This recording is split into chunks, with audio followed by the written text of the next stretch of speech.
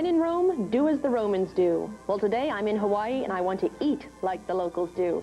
I'm here at the Hawaiian-style cafe for my first sample, a local essential, the plate lunch. To truly know a people, you gotta eat their food. So in search of that knowledge, I feel it is very important that I focus on the eating habits of the people of Hawaii. I also just want to eat. I love food. I love filet mignon. I love circus peanuts. I eat it all. But back to my research, the plate lunch. I have seen signs for this on every island I have been to. And I have chosen to have mine at the Hawaiian-style cafe in Waimea on the Big Island. Why? Because it looks good.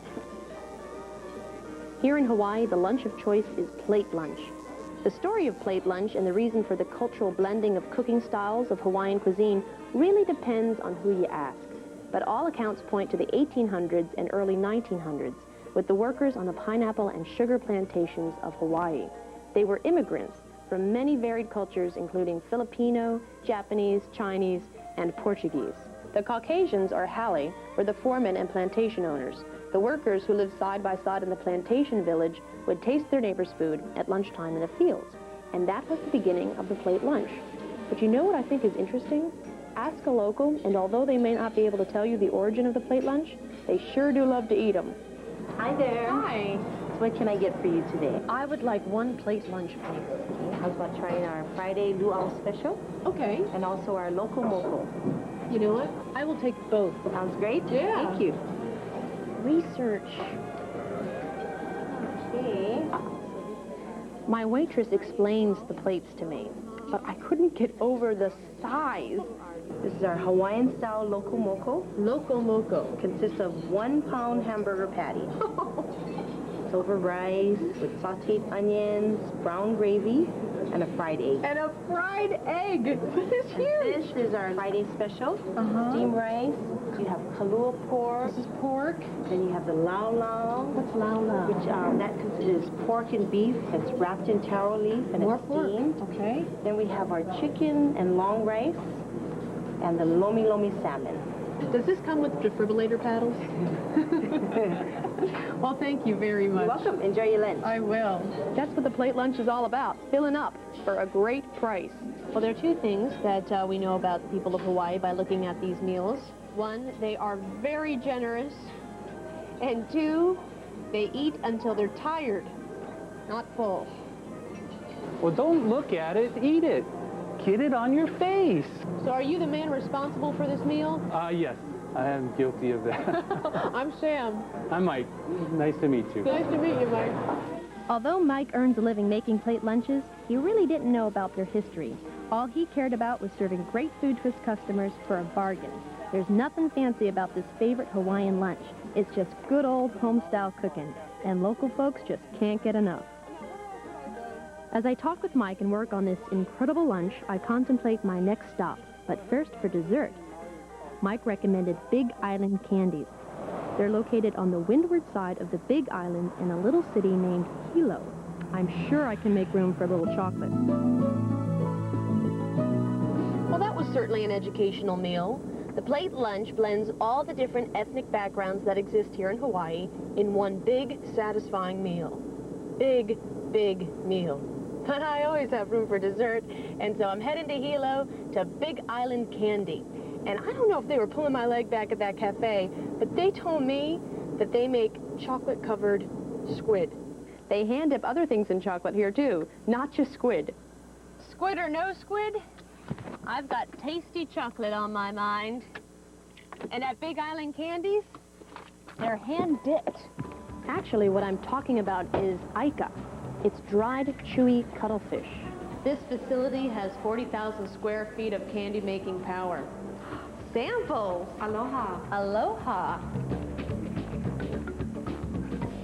This whole company was started in 1977 by a man named Alan Ikawa, and he had to sell everything and persuade his family and friends to help them begin a small candy business. Can you imagine your dad coming home and saying, "Kids, we're starting a candy store"? Yes! Oh, here we go to Kynes. We got chocolate-dipped Li Hing Wei. And, oh. I think this is the chocolate-covered squid. Hello, my name is Nelson. Is there anything I can help you with today? Is this chocolate-covered squid? Yes, it is. Why? Well, we try to dip whatever's unique and different and fun. And the luxury of having our own facility where we manufacture and have a gift shop, we can test things out and see how they do. How did this test out? Very well. In fact, out of this whole product line here, it's our best seller. Really? Yes, it is. Chocolate-covered squid. Yeah. Have you had it? Yes, I have. Do you like it? It's different. We have fun with it. And if you see my hands, don't you think they'd be perfect chocolate dipping hands? I think they'll work. You think so? Yeah. Let's go give it a shot. All right. Just like in Willy Wonka. Oh, yeah. I'm Sam, your new chocolate dipper, by the way. Welcome, Sam. You ready to get all suited up and try your hands at dipping? Yes. Let's go.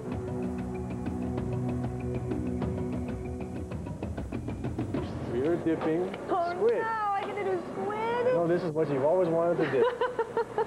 Excuse me.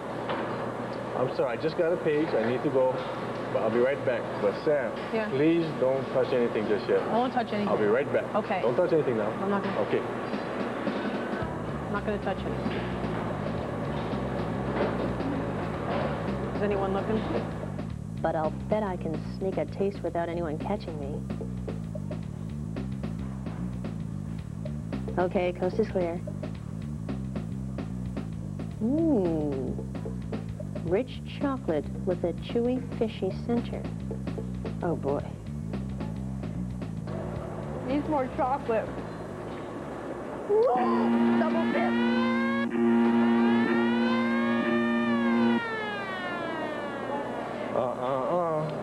Sam, I don't think it's going to work out. I'm caught. Give me your gloves and your apron. You're done. And not a moment too soon. The chocolate is great, but when I get down to the squid part, I was glad it was time to go. Definitely an acquired taste.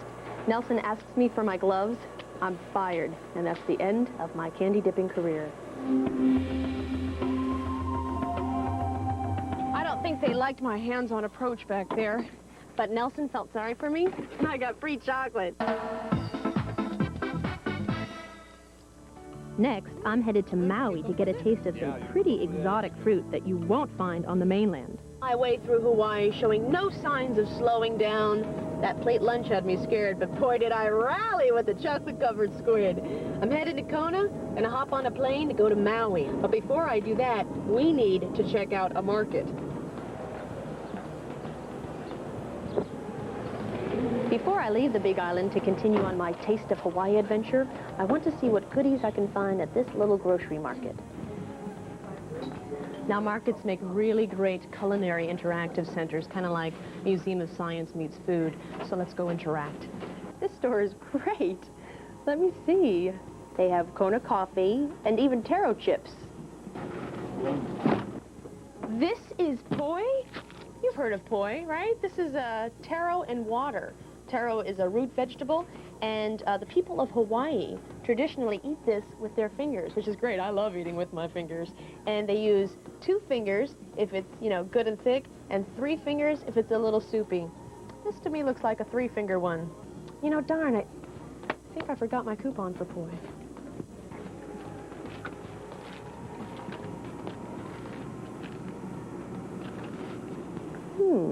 I wonder what this is. Excuse me. Yes, What is this called? that's called manapua. Manapua. Well, what is it? Is it Japanese? Is it... No, it's a Chinese pork bun that was introduced about 60 years ago. It was originally called meono pua'a.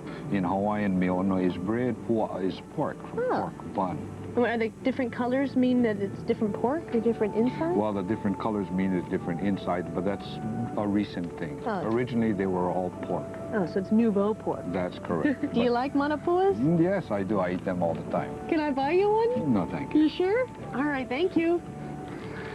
I'm going to take the pink one because it matches my outfit. Sushi! All the stores in Hawaii have sushi right out on the counter because it goes that quickly. Got a little California roll and, oh no. Do you know what this is? This is Spam. Spam Spam wrapped in rice and seaweed. Actually, I've been reading all about this. It's really great. Spam and Hawaii have a very close relationship. Come with me. Almost everything here in Hawaii had to immigrate. People, flora, fauna. Spam.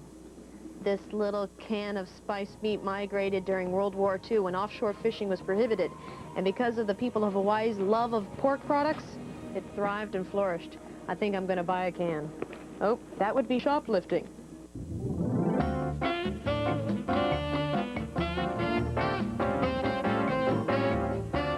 Hawaii is saturated with exotic fruits. The tropical climate and rich volcanic soil make it an ideal place to grow produce from all around the world. You've seen some of these fruits in your produce section, but they have remained a culinary mystery. Well, foodie that I am, I had to know more about those luscious fruits that grow in Hawaii. So I flew from the Big Island to Maui. At Ono Farms on the island of Maui, you can go on an exotic fruit tasting adventure. Ono Farms is located in the town of Kipahulu, just 10 miles outside the historic town of Hana. This tropical farm produces some pretty exotic fruits that you won't find in markets on the mainland.